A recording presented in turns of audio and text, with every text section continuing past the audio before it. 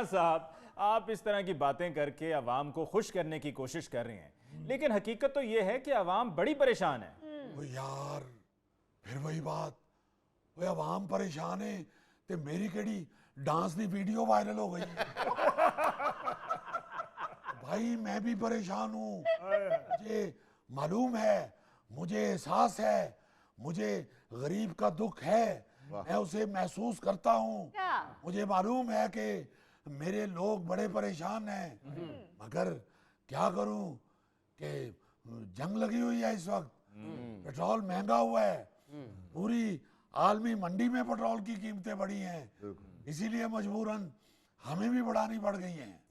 और यकीन माने ये कीमतें बढ़ा के मुझे कोई खुशी नहीं हुई। अली मुमताज साहब, जितना मैं परेशान हूँ आप लोगों में से कोई भी नहीं।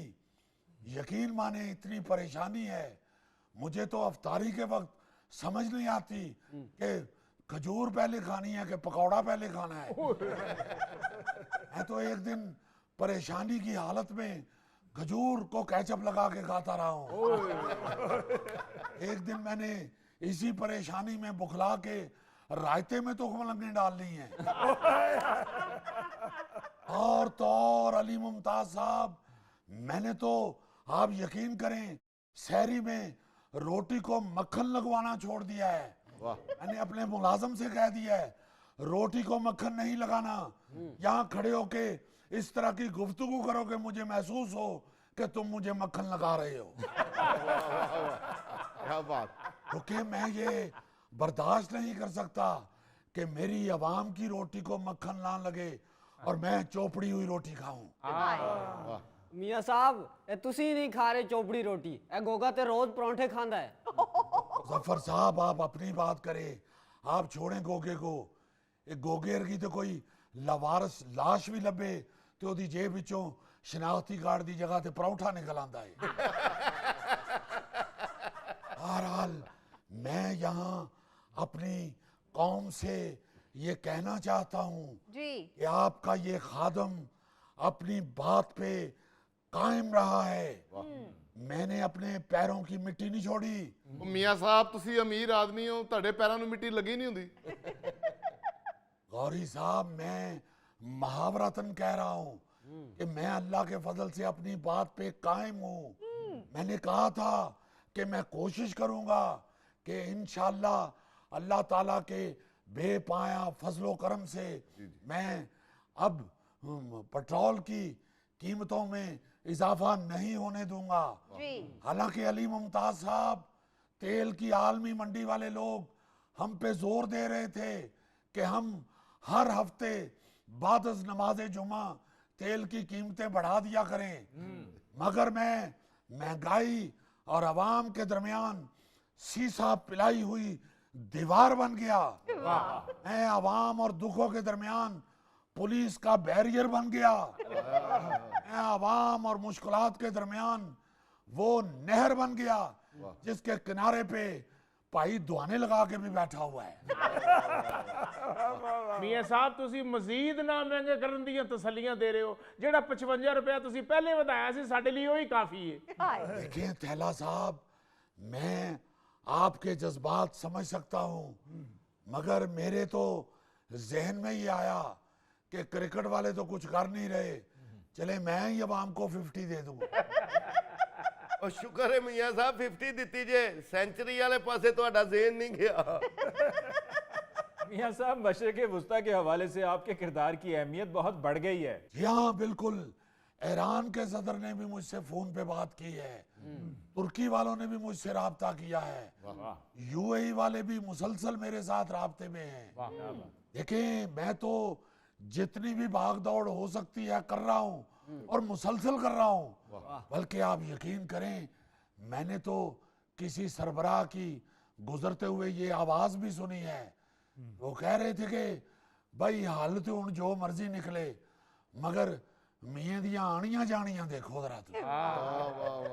मियां साहब, ये बताइए, ये मसला कब तक हल हो जाएगा? अली मुमताज साहब, हमारी तो यही ख्वाहिश है कि ये जंग कल की होती हुई आज ही बंद हो जाए, क्योंकि कहीं भी इंसान का खून बहता है तो उसकी तकलीफ सबको होती है।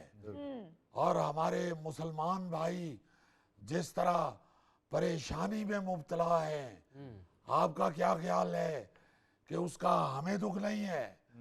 भाई हम उनके दुख में बराबर के शरीक हैं।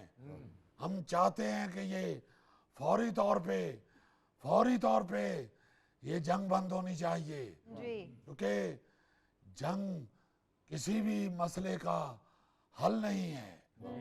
ये टेबल पे बैठ के बात होनी चाहिए। ਮੀਆਂ ਸਾਹਿਬ ਜਦੋਂ ਉੱਥੇ ਜਾ ਕੇ ਟਰੰਪ ਨੂੰ ਜੱਫੀਆਂ ਲਾਉਂਦੇ ਰਹੇ ਹੋ ਤੇ ਉਹਨੂੰ ਸਮਝਾਉਂਦੇ ਕਿਉਂ ਨਹੀਂ ਰਹੇ ਤੁਸੀਂ? गौरी साहब जिड्डा उच्चा ਉਹਦਾ ਕੱਦ ਏ, मेरे को ਉਹਦੇ ਕੰਨ 'ਚ कोई ਗੱਲ ही नहीं हुई। मैं तो उस वक्त इसीलिए कहता रहा हूं कि इसे नोबेल प्राइज दे दें।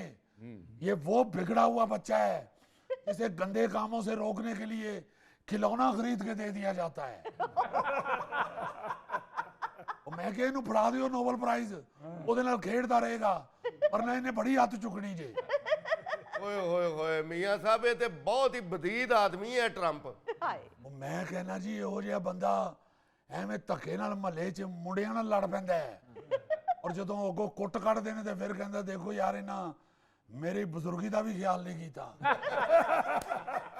ਇਹੋ ਜਿਹਾ ਬੰਦਾ ਤੇ ਵਿਆਹ ਤੋਂ 3-4 ਵਾਰੀ ਰੋਟੀ ਖਾ ਕੇ ਨਿਕਲਣ ਵੇਲੇ ਕਹਿ ਰਿਹਾ ਹੁੰਦਾ ਹੈ, नहीं यार मैं रोटी घर जाके ही खाना हूँ।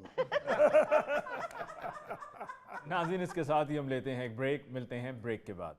उतनी देर तक वो भौंकते रहते हैं जितनी देर तक फकीर या नशई गली से बाहर ना निकल जाए, बल्कि उन्होंने गली के मोड़ ते छड़ के ते कहते भी नहीं जा घर जाके नहा धो ते कोई साफ कपड़े पा।